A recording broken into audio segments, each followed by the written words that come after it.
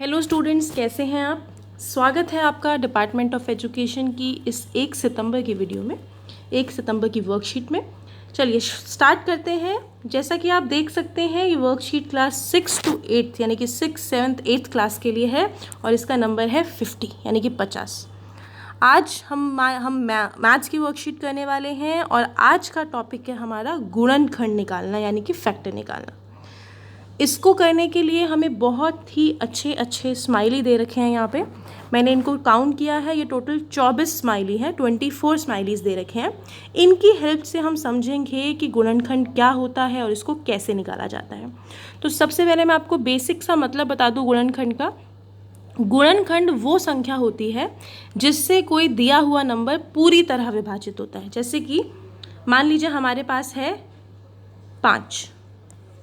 अगर मुझे 5 का गुणनखंड निकालना है, अच्छे से लिखती हूँ, 5 का गुणनखंड निकालना है तो 5 का गुणनखंड क्या होगा। 5 किस किस के पहाड़े में आता है, 1 के पहाड़े में आता है, तो 1 गुणा 5 बराबर में 5, और 2 में नहीं आता, 3 में नहीं आता, 4 में नहीं आता और फिर 5 में आता है। 5 गुणा 1 बराबर में 5, निकल गए गुणनखंड।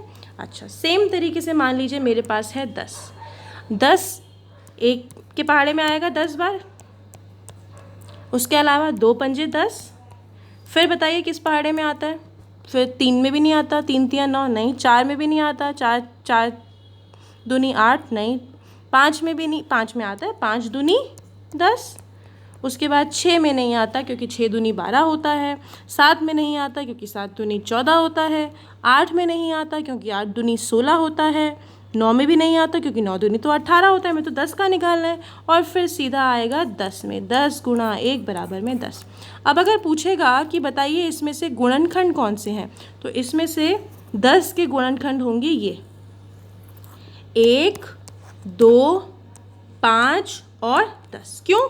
क्योंकि ये चारों नंबर हैं जो 10 से पूरी तरह विभाजित होते हैं, पूरी तरह भाग होते हैं। अब यहाँ पे हमें सुंदर से 24 स्माइली दिए गए हैं, तो चलिए इनसे भी सीखते हैं। सबसे पहले 1 गुणा 24 बराबर में 24।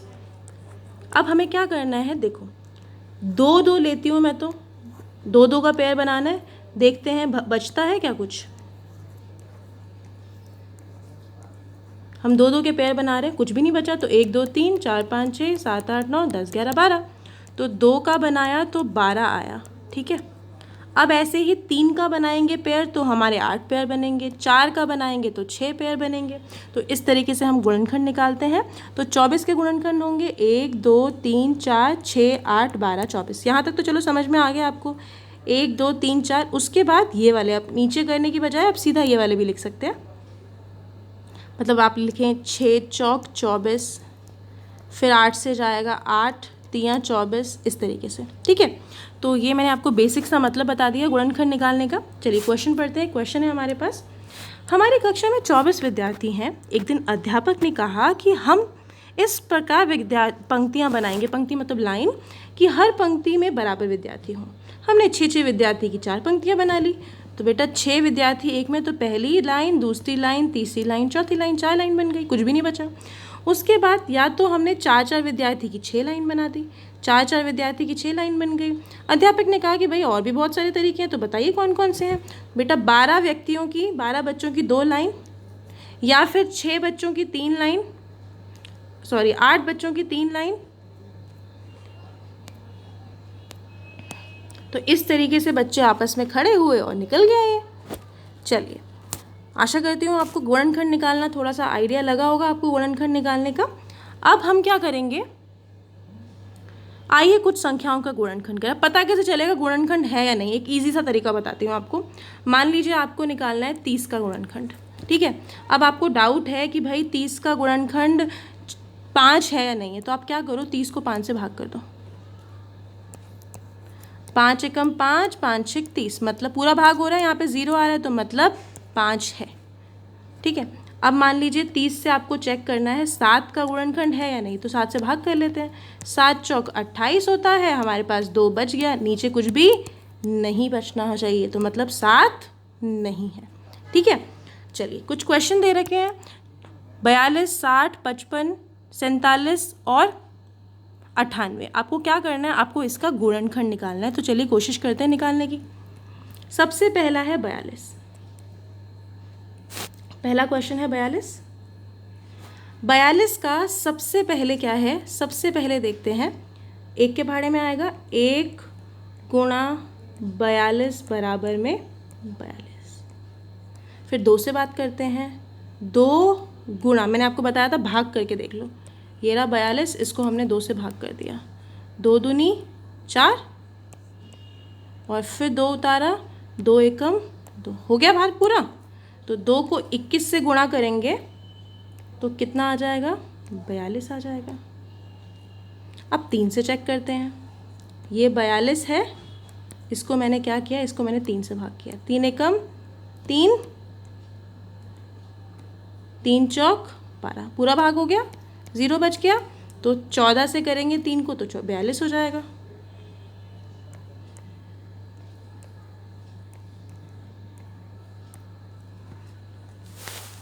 चार से देखेंगे, बेटा 4 धाम 40 होता है तो 42 हो नहीं सकता। 5 के पहाड़े में भी 42, 5 के पहाड़े में वो आता है जिसमें लास्ट में 5 या 0, वो भी नहीं हो सकता।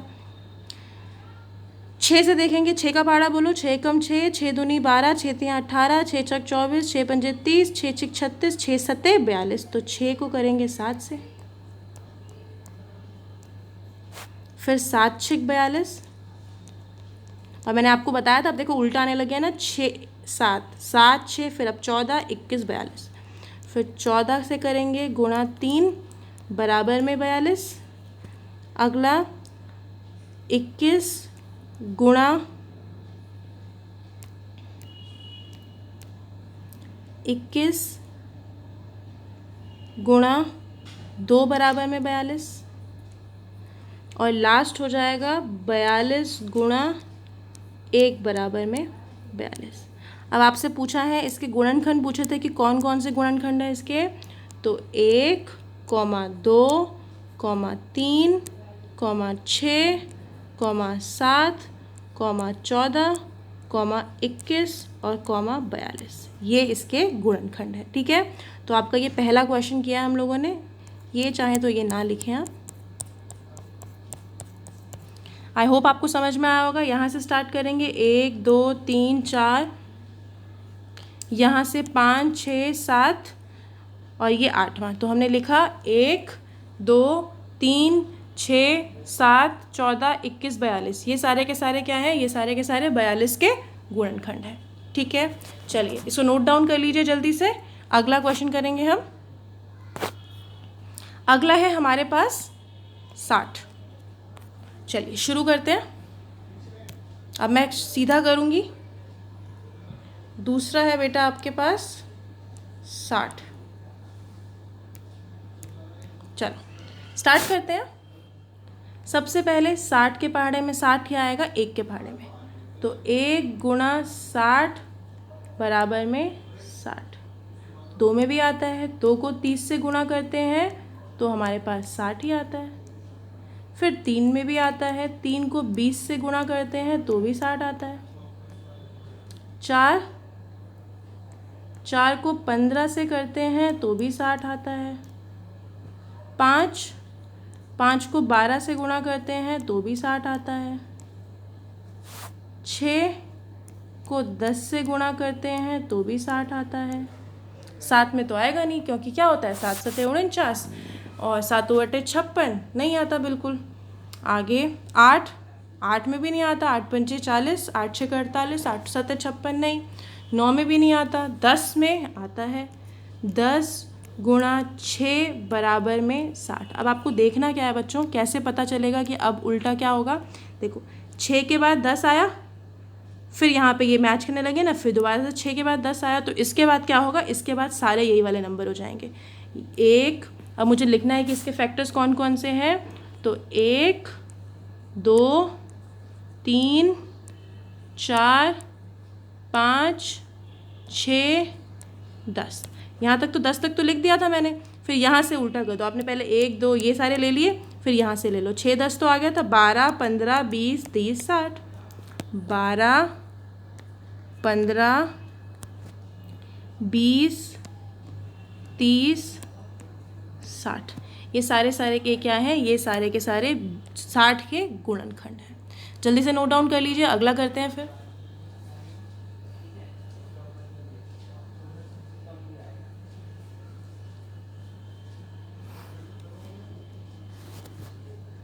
अगला है 55।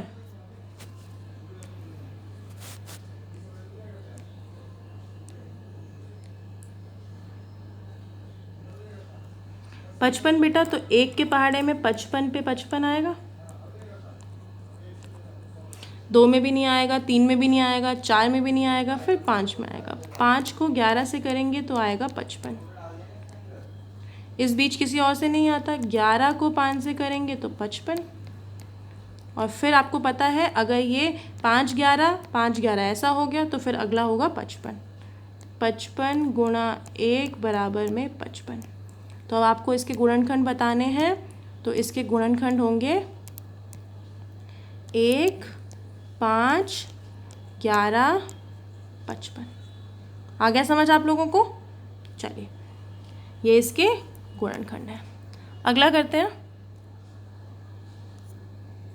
47।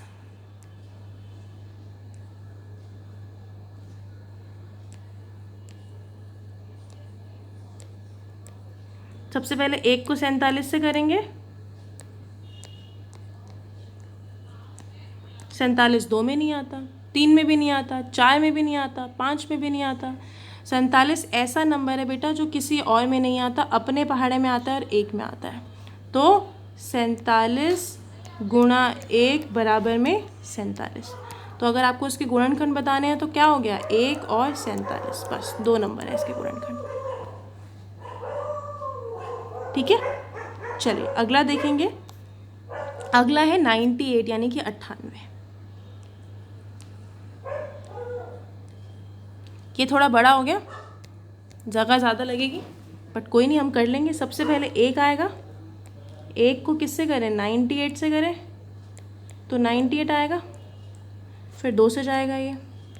2 को किससे करें, अगर आपको समझ में नहीं आ रहा, बड़ा नंबर है तो आप क्या करो, 98 को 2 से भाग कर दो। 2 चौक 8, 2 निम 18, सीधा सीधा निकल गया। किससे किया, 49 से किया, तो आ गया आपका 98। फिर देखिए 3 से जाएगा नहीं, 4 से जाएगा नहीं, 5 से भी नहीं जाएगा, 6 से नहीं, 7 से, हाँ 7 से जा सकता है।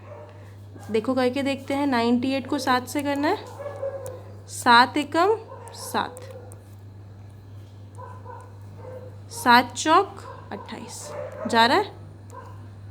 ठीक है, 7 को 14 से करेंगे तो हमारा 98 होता है। 8 से देखो, 9 से, 10 से, 11, 12, 13 से देखो नहीं आता, 14 में आता है, हाँ 14 सते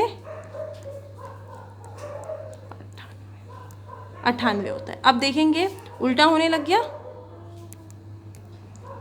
1 2 7 14, 7 14, फिर यहाँ पे 7 14 हो गया। तो हम क्या क्या नंबर लिखेंगे, हम ये सारे नंबर लिखेंगे, 1 2 7 14 49 और 98। ये सारे हमारे गुणनखंड है 98 के। मैं आशा करती हूँ आपको अच्छे से समझ में आ गया होगा। अगर आपको समझ नहीं आया तो आप नीचे कमेंट कर सकते हैं। अगर आपको समझ नहीं आ रहा, देखने में कोई प्रॉब्लम हो रही है, तो इंग्लिश मीडियम की वर्कशीट में इसका सल्यूशन है पूरा का पूरा, आप वहाँ पे सल्यूशन देख सकते हैं। तो चलिए, समझ आ गया यहाँ पे तो बढ़िया बात है। कल मिलते हैं कल की वर्कशीट के साथ। तब तक के लिए स्टे हेल्दी, स्टे सेफ।